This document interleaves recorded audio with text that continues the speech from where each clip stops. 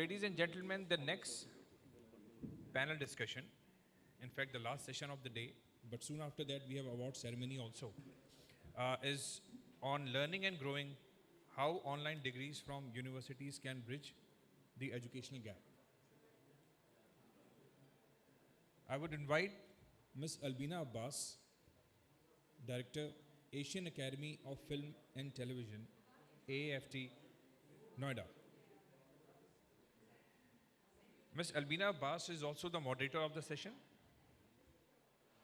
Mr. Ratandeep Lal, Founder Chairman, International Institute of Fashion Technology, New Delhi. So please. Yeah. Thank you. Professor Dr. D.R. Somashekhar, Director, Rajkumar Goel Institute of Technology, Ghaziabad. So kindly come on the stage. Thank you. Please, sir. Please, sir. Dr. Manju Gupta, Dean Academics, Institute of Management Studies, IMS, Noida. Ma'am. Professor Dr. Shobhana Poddar, Dean, Om Sterling Global University, Hisar.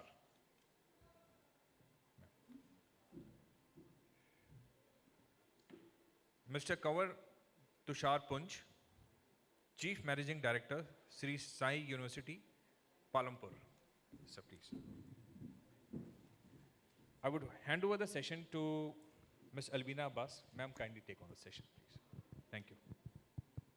Thank you very much for introducing all of us and giving it to me. And I'm really, really glad to be a part of this richly talented and knowledgeable people here in the panel. And the topic for today is learning and growing, how online degrees from universities can bridge the educational gap. So first of all, I think this is this day where we are sitting and we are talking about online degrees. And I was listening to people who were in the last panel and they were like talking about if offline is good or online is good.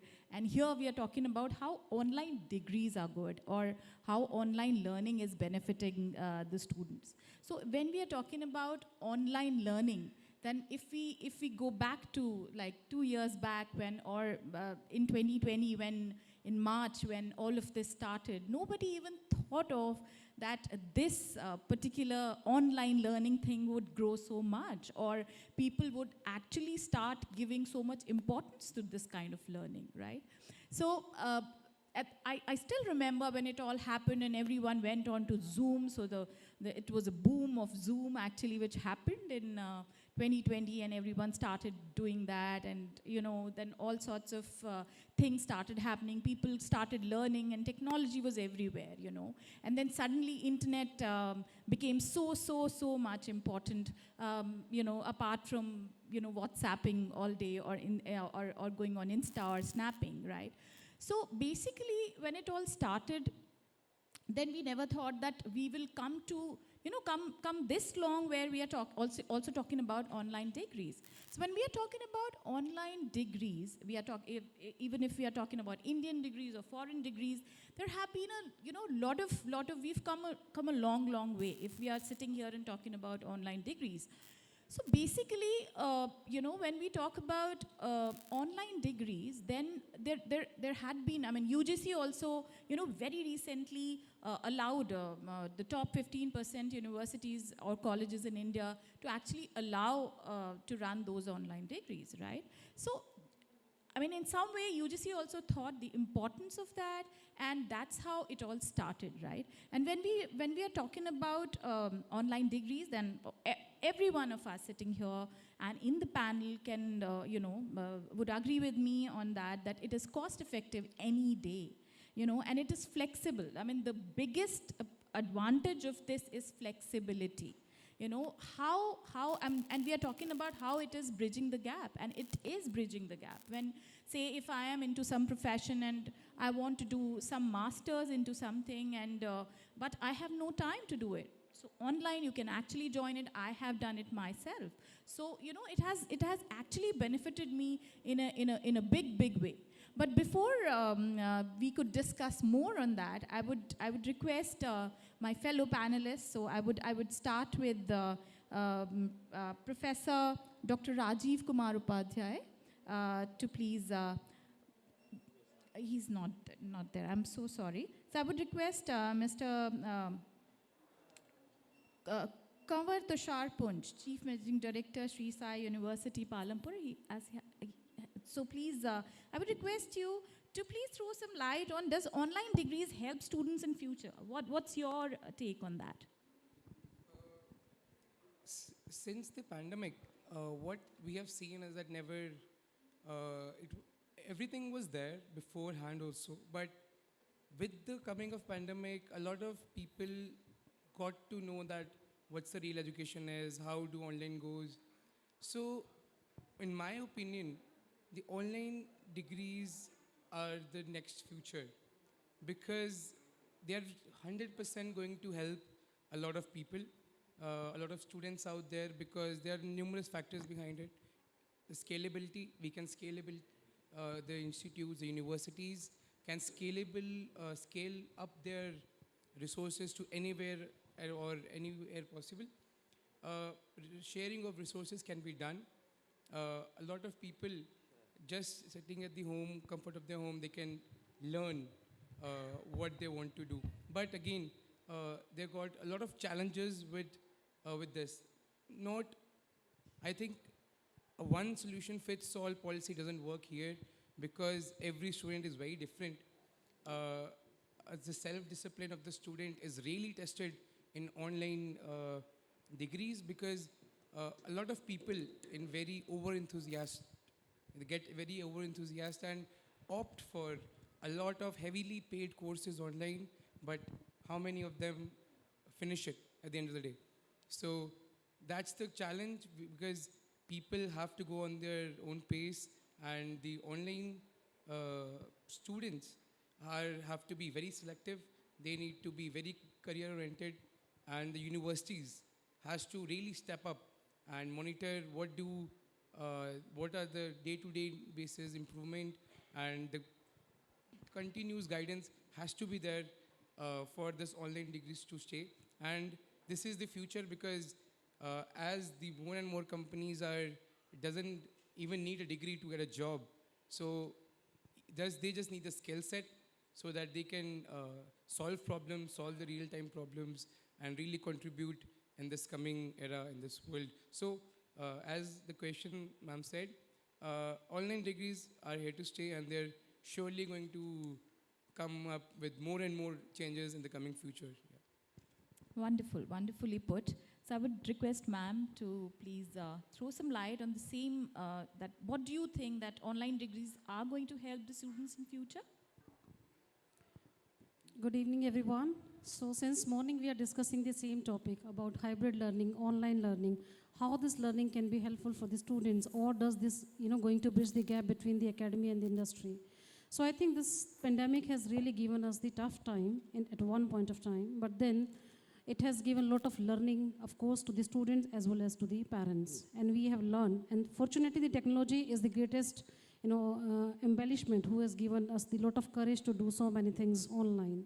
So as far as how these degrees are going to help to the student, definitely, as ma'am has already said, she has learned a lot during this pandemic, and she has acquired so many certification. Even I personally, before this pandemic, I was not getting time to do so many things simultaneously, being into a traditional curriculum and traditional structure. But while at this time, I also devoted my time to learn so many online curriculum, online degree from Harvard, from the other reputed institution and organization, which was not possible in before pandemic. So definitely this era has given a lot of things to the student, and student have really enjoyed. But at the same time, this online learning has given this pros and cons of everything is there. So definitely cons are there that we do not have the physical touch, and then physical classrooms never take the replacement of the traditional classroom structure. So such kind of things are definitely there, and we need to look onto those parameters are there. And of course, there are so many conferences happening around the world that what the impact in the mindset of the student of this online learning where they are not interacting with the peers, where they are not meeting with the subordinate or maybe their friends and colleagues.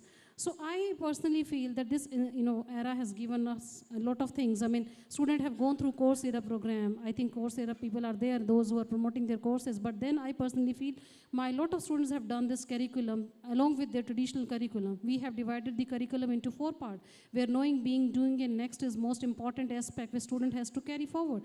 But then before pandemic, of course, it was not possible, and we should, take the leverage of this time, and everybody is enjoying, learning online as well as offline. Thank you. That's wonderful. Very rightly you said, and I would now request Mr. Ratandeep Lal to put his views across regarding how online degrees are helping students in future. What's your views about it? Very good evening to everybody. That's the online education. Before we start, this pandemic has given the world chance to reunite. So the reunite means that all the world is working together, say whether it is a vaccine, whether it is this thing. So coming to the education part, online education, the universities' degrees are going to, of course, bridge the gap of education. And the world education is going to, reflect and giving the new horizon to the education system worldwide. It is going to benefit the universities as well as the students. And both has the one common, word that is called the freedom. The freedom means that these days the educationists or the students, they want the freedom. They don't want to go to the traditional working, 10 to 4 o'clock, they have to attend the classes. They can do the employment because of the economy, and as well as they can take the classes any time of the clock, between 2 to 4 a.m. or 5 to 6 a.m. And I prefer that obviously the universities, they also reunite in providing the lecturers. Like I'm from the fashion line. So suppose any students in India that's in Chennai, they can sit at 2 a.m. to 3 a.m. and they can have the faculties from Hong Kong Polytechnic or SMOD in Paris or London College of Fashion of FIT New York. And the faculties, we are going to have we can bridge the gap of the education system and the faculties. We were seeing that some of the previous sessions, they have the questions sometime arises on the qualification of the faculties. But once we have the international faculties from the various colleges and the course is same, so then obviously the student cannot question them. And also there's a second, after the courses, the employment. The last session, then I heard that some of the speakers were saying, Niti Aayog, that the government of India, they're acknowledging the around, say, above 90% students passing out from the traditional universities are unemployed. So if they are getting the employment through all these international qualifications and the online degrees, so obviously it is good for India as well as the world, because universities are going to be benefited. They can have not only any university offering the online courses in Mauritius, they can have the students from Hong Kong, from China, from Malaysia, from Singapore, from Lucknow or Chennai.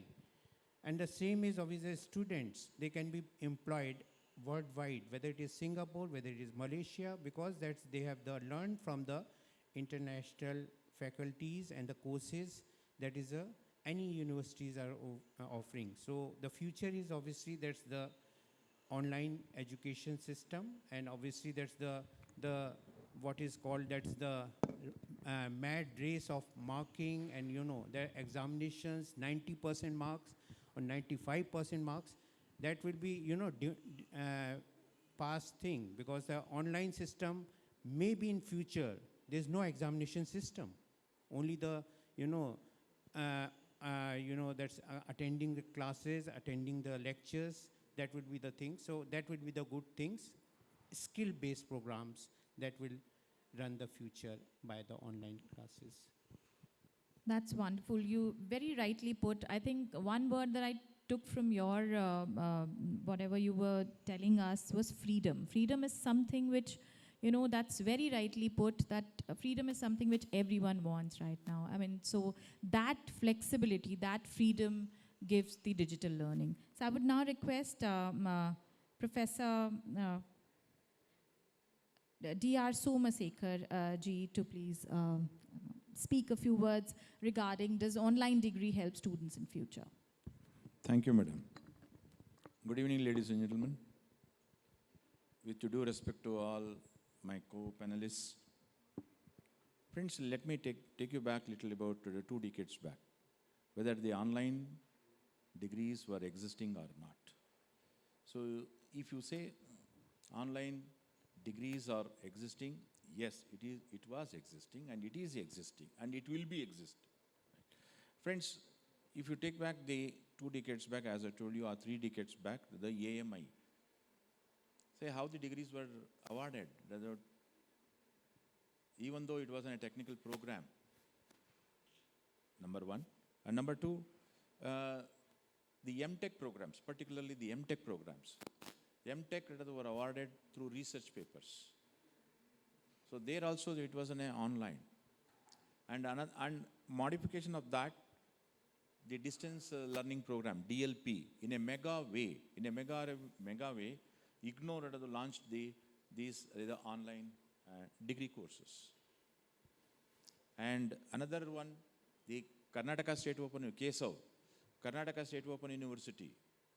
So all these things, these are all the online degrees, my dear friends.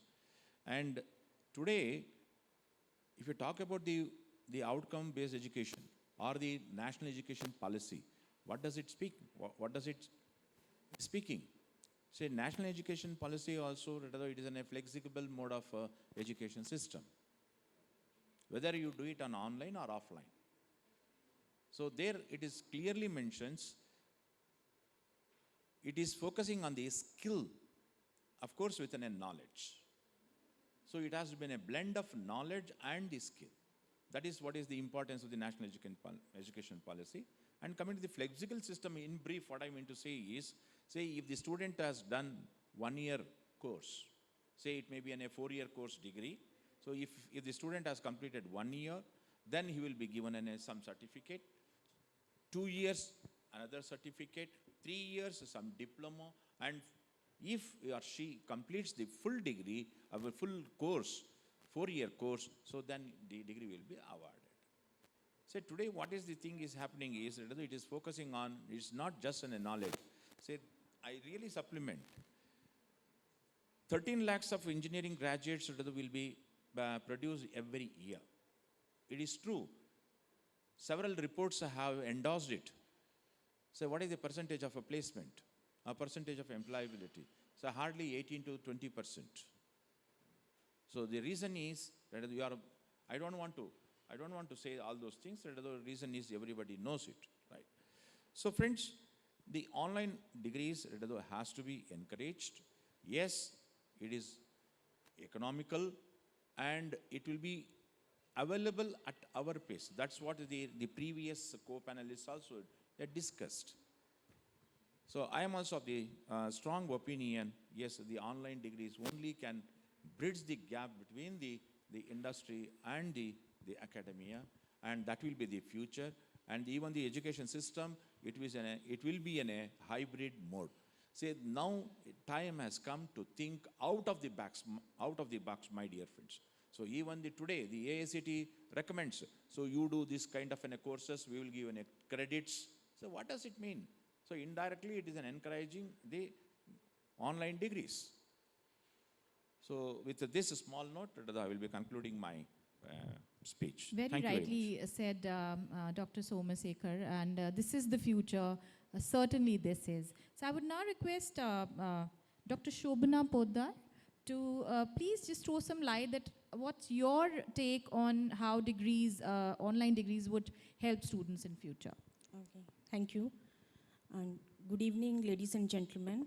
And as one of the panelists, rightly said, and I agreed, and I'll start with the COVID-19 lockdown when the online education started.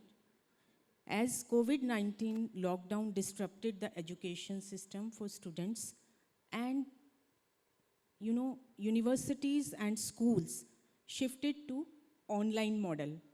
So the interruption, hampered the learning experiences, particularly in the middle of degree, or I can say for the higher education, seeking for the higher education. So in response, many universities stepped with online degrees, and they would give the students the same world-class qualification from comfort of their homes. So, it's, I can say it's, a nice thing that online learning had been gaining, popularity for several years. However, it's up to us how we accept and at what extent we accept it. Earlier, it was, the online courses was, restricted with instructional videos. But nowadays, we are, getting this, giving the, lectures, the online lectures through video lessons, through Zoom online home assignments, and, so many, activities related to gaming, I can say, or ice-breaking gaming. We can provide these type of activities to the students to upgrade this particular online learning. And for higher education, online is I can say, a ideal teaching method. Through online degree, university can be benefited from diverse, getting diverse pools of students from various geographical locations. And it makes sense also, I can say. And it will be helpful from career perspective also. Because through that particular degree, online degree, the students will get the equal employment opportunities as well. So with this note, I'll just hand over it. Thank you. Thank you very much. I think very rightly put that this is definitely going to benefit the students. I mean, we have been discussing the online degrees, we have been discussing online learning. So we must discuss that how, I mean, everyone's saying, I mean, there can be different views on it, but I think people have not been taking online learning so seriously than they have started taking now, when people have started talking about online degrees. So it has actually benefited in a long, long way. If you're talking about the, say, the conventional colleges, which had, a lot of challenges regarding, say, for a student especially. I mean, say, if I'm going to a college and, tomorrow if something happens and I'm not able to reach college, so I missed that particular day. And there's nothing available for me to compensate on that day. And then if a student has a doubt and if he misses the class or something, the doubt remains there. Or maybe he has to wait for the teacher to come to the college again, and then only they can do that. And then the teaching pace of the teachers. There are n number of things which have all been addressed through online learning. I still remember I did a MOOC a long, long ago before the pandemic. And there was about photography. So there was some teacher, sitting and, just lecturing. So it went on and on. So it was 1 hour or 2 hours of lectures in one go.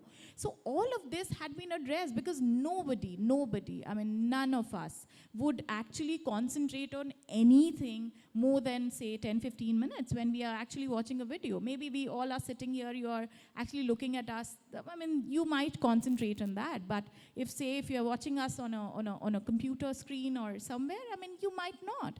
So that all has been addressed. Now, every online learning, every online course that you see has, if there's a session of 1 hour, it has been divided into several smaller videos, so that the concentration level is there, the assessments are there, so that whatever you have actually seen in the video is actually been taken by you or no.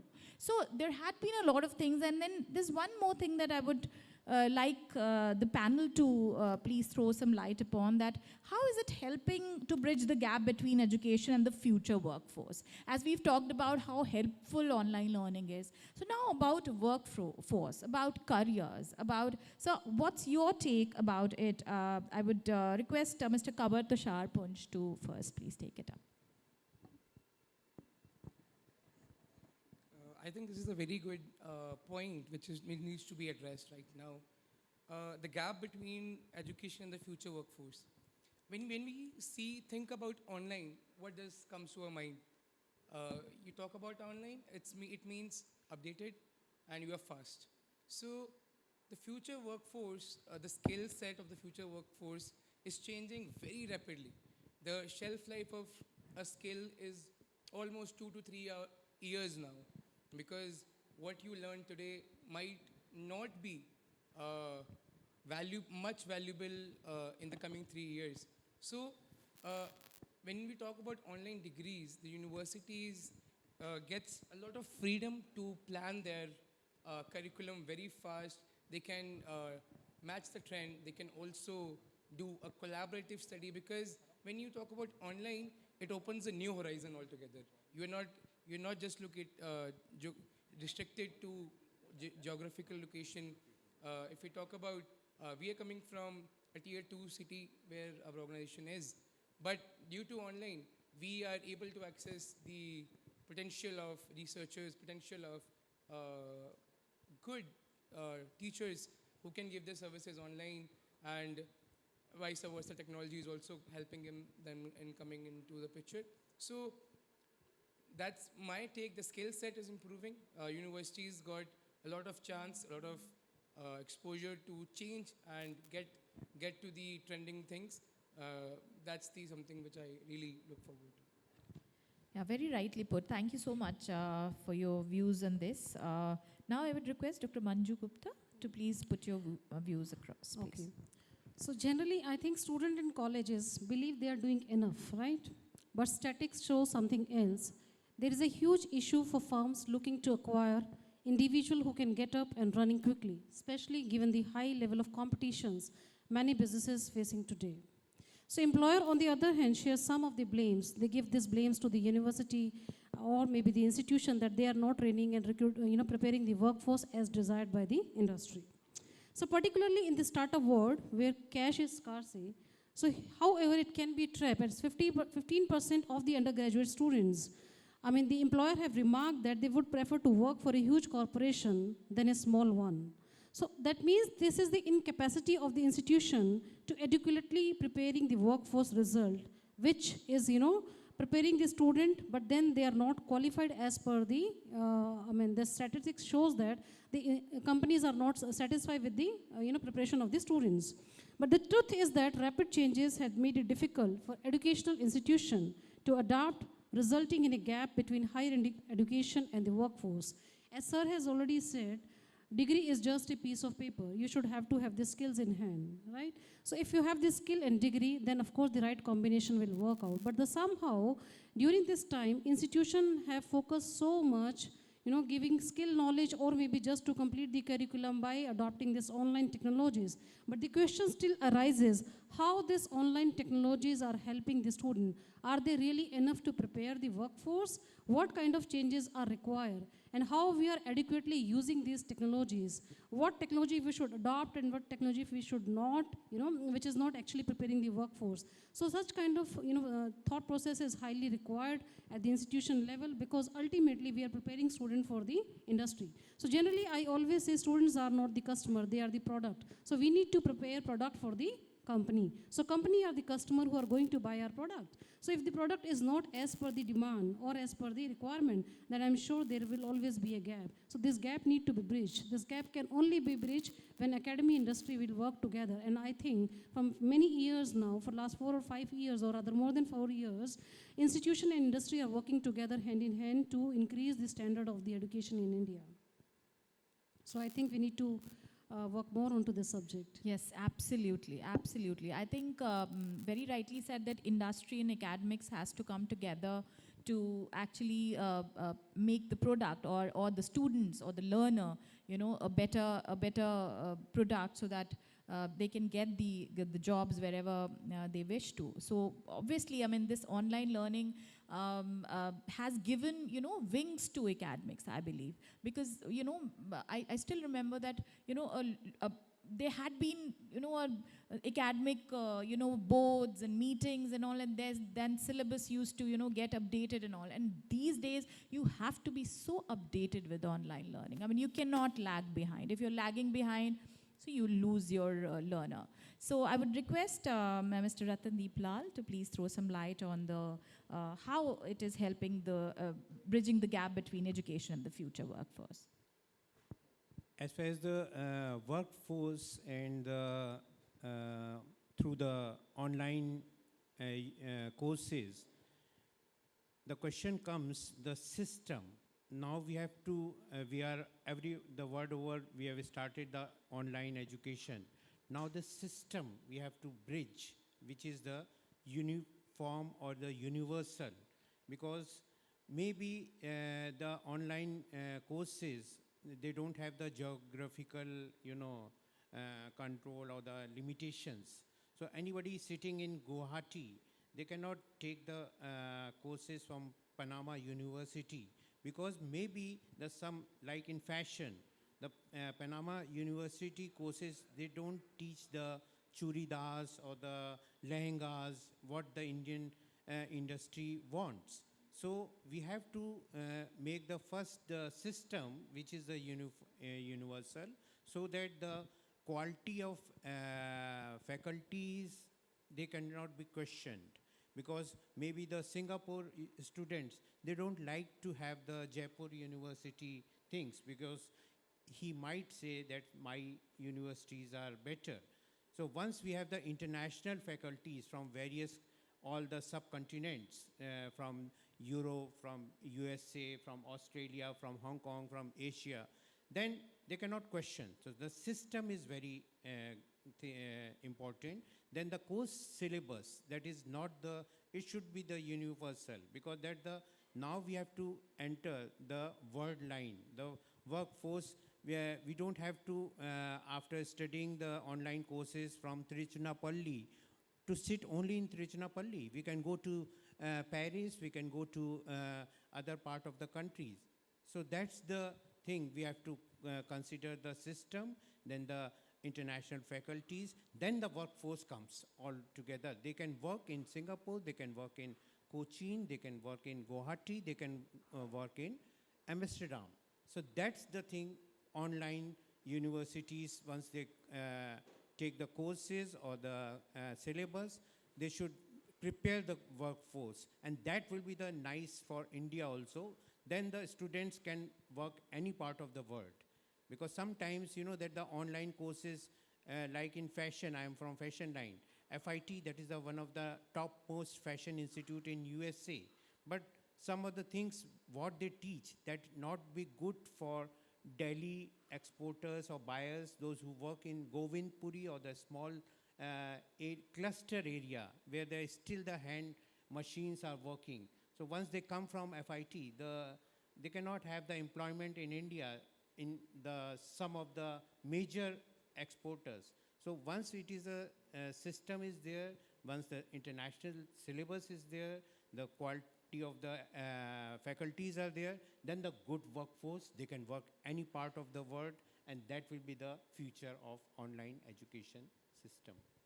Very rightly put. I completely agree that it has given us a tremendous reach. I mean, I could never imagine that in my life ever I would actually listen to Philip Kotler, the marketing guru. I mean, I've never thought in my life, and that has been happening. I mean, people from abroad, where you always have been, longing to hear to listen to learn from, you've been doing that, all of us. I mean, be it a student who's sitting in a class, or a person like me who is into academics, but I want to learn more, and I've been actually listening to these kind of people. So I would now request Dr. Somasekhar to please throw some light on the workforce and the future of workforce and bridging the gap between education and the workforce. Thank you, madam. Friends, regarding the training of the workforce, see, let me take a real-time issues or real-time problems. The graduates, particularly the engineering graduates I will be talking about, because that is my field. See, if you talk about the engineering graduates coming out every year, are they compatible? Are they acceptable by the global market? It's a big question mark. And of course, you also agree with me whether it is an autonomous, whether it is in a deemed university or in a private university or in a affiliated institutions. Say we have our own limitations. Say I am from an affiliated institution. Say any university will have their own rules and regulation, the policies, the statutes and all those things. The syllabus, whatever they frame it, right? So they will have a vision for 4 years, 5 years down the line. That's all, right? And obviously, the technology, the pace in which the technology is advancing, it is in a very exponential way. And this is also true. You also agree with me, everybody. And it will be very difficult for a syllabus, the university syllabus, to be in pace with the global challenges. Because, see, the technology is developing in an exponential way, which no one can. Then what is the solution? Of course, we have a solution. We have been doing it. Everybody is doing it. So what is that? Say, augmentation of the program. Chaliye, new kind. What is that? RNA value addition programs. Even the soft skills, that is a 360-degree. Making the students ready for industry. So one more coin. Ready for industry. So how you will be doing it? So we augment the courses. What is required by the industries or the open market or the manufacturer or the MNCs. And we develop the course content. That is what is the Coursera. In fact, just before participating in the panel discussion, I was discussing with the Coursera.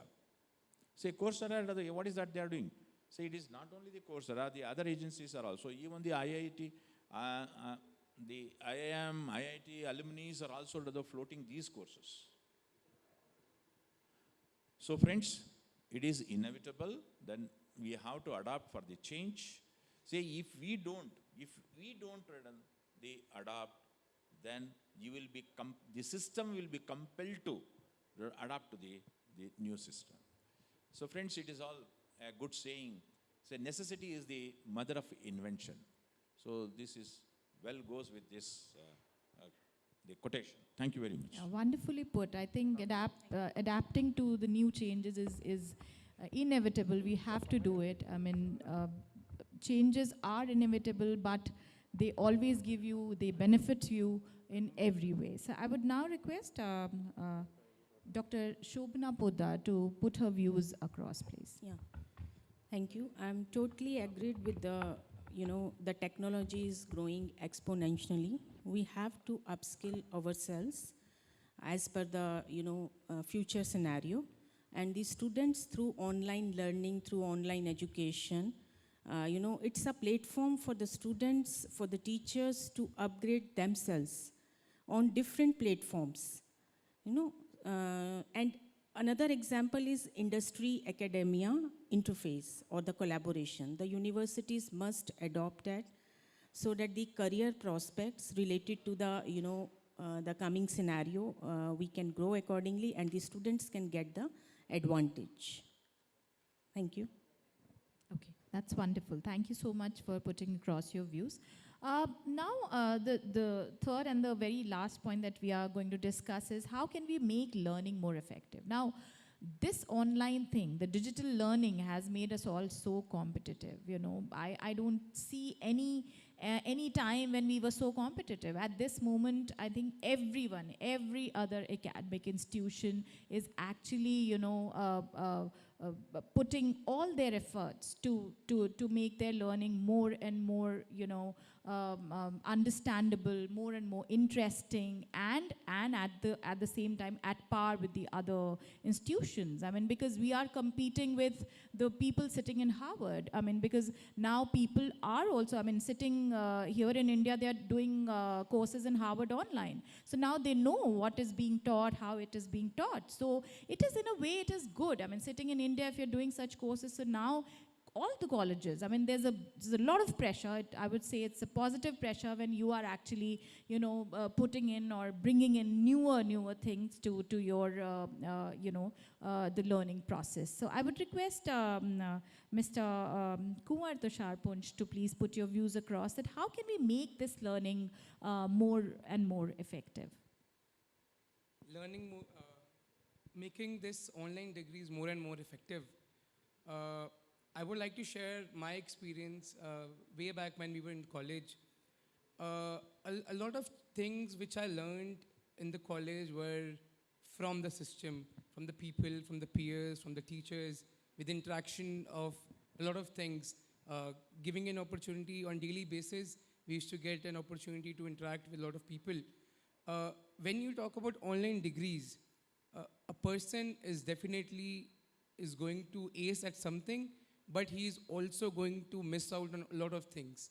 So maybe it's public speaking skills, maybe the presentation, maybe because he's all alone, he's self-paced, he is maybe not interacting with a lot of people. Because when you're talking about online degrees, there's an online forum, there's nobody to question you that, okay, what do you understand on the regular basis? What do you see, the improvement? So this is something which really needs to be addressed. So according to me, the learning making more effective, all the online universities which offer these programs should have a very flexible regulation and overall vigilant model, because going for an online degree, as I said, is a very motivation. You need a very high self-motivation for doing a course, because you need to be motivated, you need to be at your best every day, you need to perform individually every day. So when you talk about this, universities should see the improvement of students time to time, which could help increasing this learning more effectively.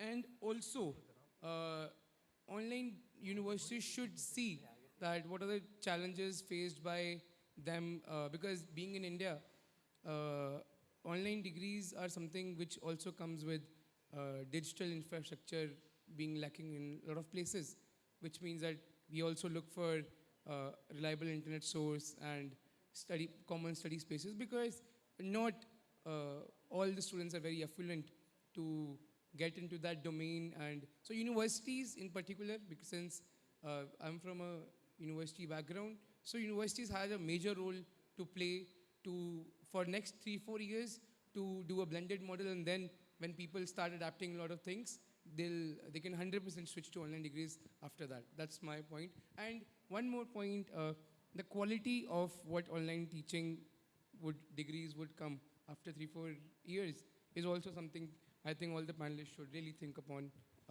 according to me.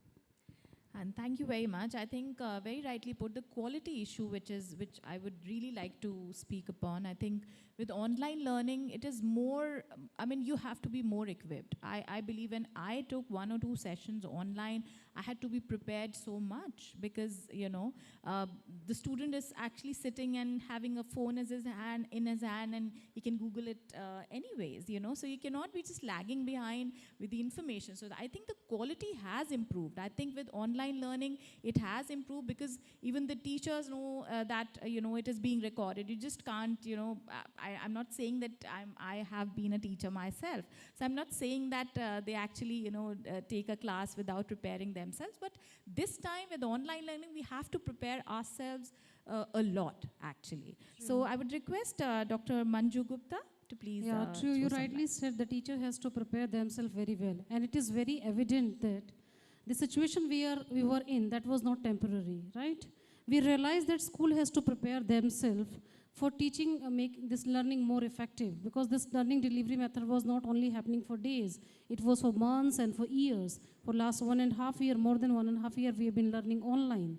So in that case, when teacher realized that this situation is going for a long term, then they started preparing themselves. But then taking classes on the Zoom or Microsoft Team or maybe any of the other tool will not only work, because only delivering the lecture will not take them anywhere, because ultimately teachers or faculty has to prepare themselves by taking different kind of poll session, quizzes, or maybe different assignment where student interaction can be done.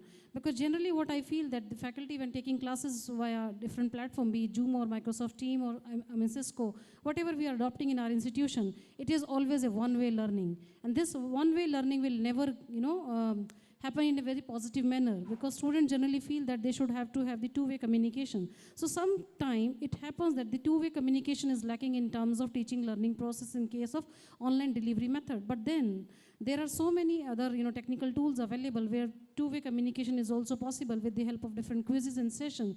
So this way we need to learn to make our teaching and learning more effective by preparing ourselves. We should make use of variety of evaluation tool. We should make our classroom interactive by implementing different corners of teaching educations. We should provide enrichment courses to encourage lifelong learning, and these course learning can be done via different technology and different course enablements sections are there. We can utilize those things, and we should assist in closing the equity gap where some computer science classes, alternative classes, practical classes, which is not happening properly in terms of online education. So we need to think more onto this particular aspect in terms of technical education or maybe engineering education, where the entire curriculum is based on the practicalities. So when we talk about the practicality, we need to adopt the simulation and different kind of practical tools which encourage them to do more and more in terms of practicalities. So somehow during the first lockdown, we just were thinking that we should complete the curriculum. We have to complete the course. So in order to run into complete the course, we just have taken the classes through various platforms and completed the course in a theoretical manner. But then this will not work. But during the second lockdown, we were mentally prepared that this is not going to end soon. So we have to prepare ourselves so that this learning should not stop. So we prepared more, but then I feel, so this trend is not going to end. Institution had adopted well, students have adopted well, even parents has also adapted well. Now parents are also not thinking to send their students to the school, specifically in higher school education or middle education. Parents are not even willing to send their children to the school. In that case, institution or school have to take the next step by increasing the standard of teaching and learning process.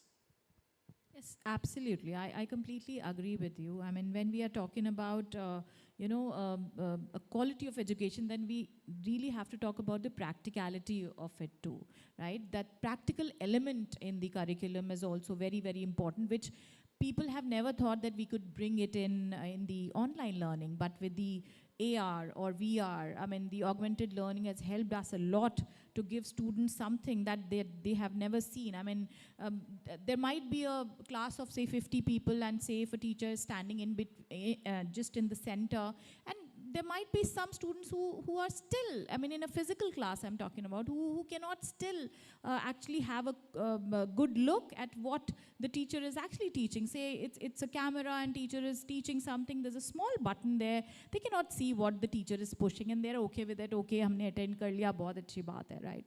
And then when it comes to online learning, each and everything is being recorded. I mean, each and everything, you can rewind it and watch it. And then with AR, you have so many things that you can actually see yourself. I mean, it is something like you're using something physically. So yes, absolutely correct that the practical element has to be put in there. So Mr. Ratindeep Lal, we would like to hear your views about the same.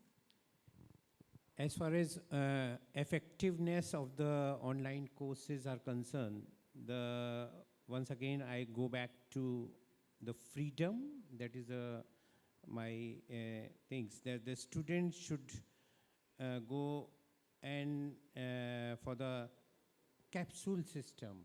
It should be, the courses should be the capsule system, that they should do the one course maybe in June, and again they can work work or whatever they do the employment, and again they will come back to this thing. And even the government of India is doing, like in the universities in coming years with a new education policy, that the one semester you do from Delhi University, and then if you are transferred to Chennai, and then you can do the second semester there. So that is called the online. First is the freedom. The second is the pointer. The faculty should have the pointer. In advertising, we say, if it is a 15-minute advertisement, it is at for we get the 10,000 rupees. But if it is just 30 seconds, it is 5 lakh rupees. The faculty should go and teach the pointer system so that the student will not, feel boring. Like the offline, everybody has attended the classes, and some backbenchers, they were after 1 hour lecture, the half hour, 80% of the students, they are just not interested at all, whatever the interested topic it is. So it should be the pointer system, or they should focused. The lectures should be focused so that the students will be given the time. And beside that, some visuals will be there, the practical things, whether it is engineering courses. So some workshops we can show that how the aeroplane is there. So that is a visual that will create the interest of the student to be there. So the point system and the freedom that one should have in the effectiveness for the online things, and of course with the merge with the quality. Thank you. Absolutely, absolutely, Mr. Ratndeep. I would now take Dr. Somasekhar and Dr. Shobhana Poddar's view quickly, just quick views on how we can make the learning more effective. As far as the effective teaching or the effective learning, friends, let me complete it in one simple sentence. It is a system driven. If you don't perform, rather you will be insulted. Let me tell you, use this word, right? So it is a system driven, and everybody rather will be adjusting with the new environment. See, when a nursery child can cope up with the change in the education system, so why not the adults? So thank you very much. Thank you. Dr. Poddar? Thank you. I can add one thing that to make the online sessions or the lectures or the course to be more effective manner, the first basic thing is that the teacher should be, well versed with the technology. Very first basic thing. And the lecturing sessions will be like with a very interesting manner, like the ice-breaking games, or because it's online, the students can make the excuses that net is not working or whatever. So the class must be very, very interesting.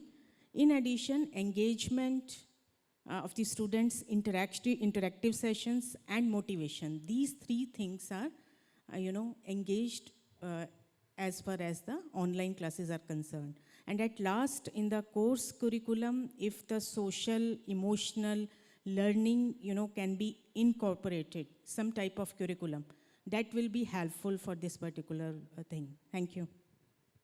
Very rightly put across. Thank you very much. As it says, time's already up. So I feel really, really very fortunate to being a part of this esteemed panel. And thank you, ELETS, for inviting us all here. It was a really insightful discussion, and all of us here believe that for digital learning, it's a win-win situation, and there's a lot of pressure to actually improve every single day. So thank you very much, everyone, for joining. Yeah, so thank you so much, Ms. Albina Abbas, for engaging the speakers in a really meaningful dialogue. We appreciate that. Now I would request Ms. Garima Pant. She's the assistant editor for Digital Learning Magazine, to please come on the stage and give the token of appreciation to our eminent speakers. Ms. Albina Abbas, Director, Asian Academy of Film and Television, AAFT, Noida. A round of applause, please.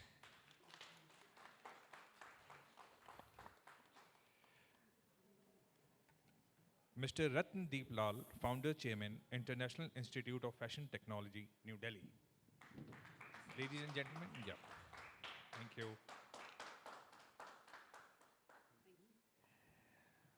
Professor Dr. D.R. Somashekar, Director, Rajkumar Goyal Institute of Technology, Ghaziabad.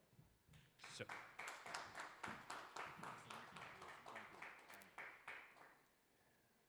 Mr. Kanwar Tushar Punj, Chief Managing Director, Sri Sai University, Palampur.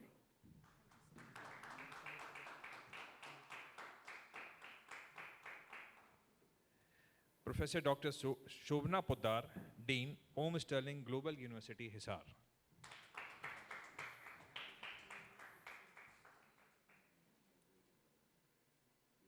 I would request we have one more token of appreciation for Dr. Manju Gupta, Dean Academics, Institute of Management Studies, Noida.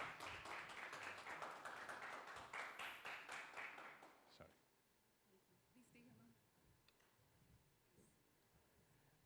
Kindly come forward, please. Thank you.